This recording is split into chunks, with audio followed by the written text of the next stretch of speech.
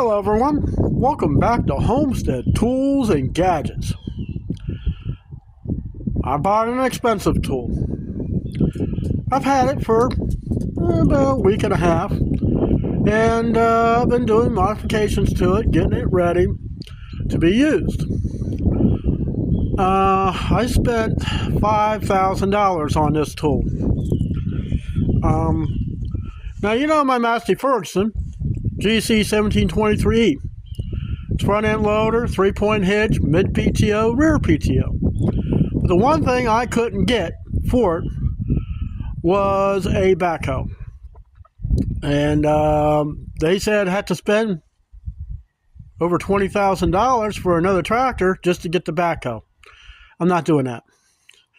So there's other things I need to order on this machine that I got. And it's gonna change everything.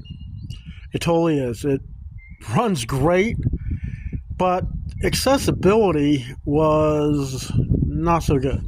Let me show you.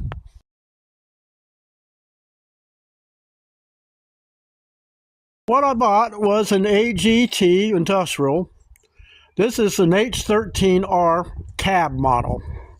I don't have the keys to it. I just got home from the store. It's got 9-inch wide tracks, 39-inch blade. It's got a mechanical thumb. I do have the auxiliary hydraulics. There's really no place to put the diverter valve, so I'm going to have to make something. And yeah, it's going to be a very fun machine to use. I figured out why the fan wouldn't work. That's because there's a switch on the side of it. Another switch, wasn't too sure. Well, they got it to do its work light. So a little at a time, I've been, playing with it. One thing that it could not get to at all was the battery. The battery is under the floor.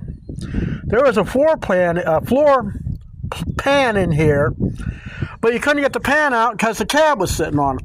So I spent yesterday 8 hours.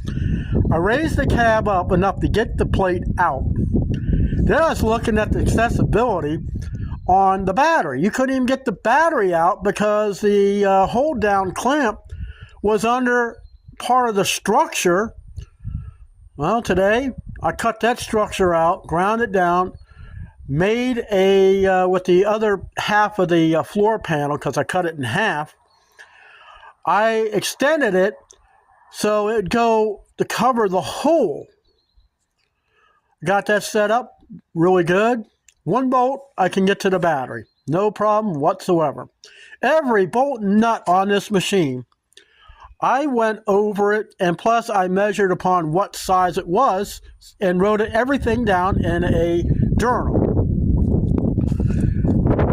Now it has, fire extinguisher. It's got a little hammer thing in there in case the thing rolls over and you can't get out. You can break the glass, because this is automotive glass on this thing. Now the other thing that it had, and when the guy told me it had a 13.5 horsepower brake, so I was kind of curious because it didn't have the diamond emblem on it. Well, after having that black cover off and doing some inspection, come to find out, this thing is a 15 horsepower.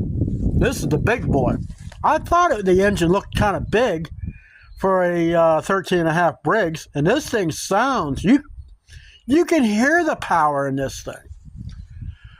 Now, the tracks really need to get, they're cold. They're very cold. And it does move kind of rough, I guess you could say. So, it's going to need time to break in to when it gets warm.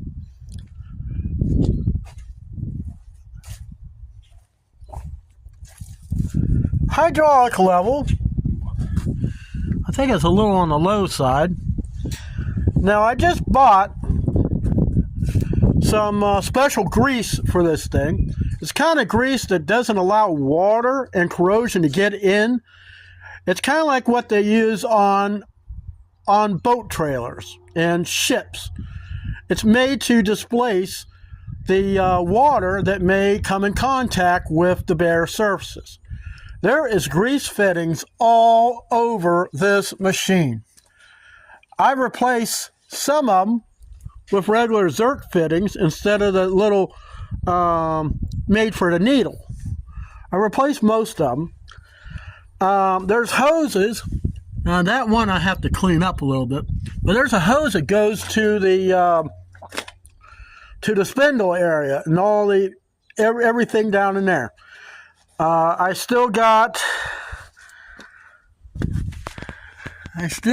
some.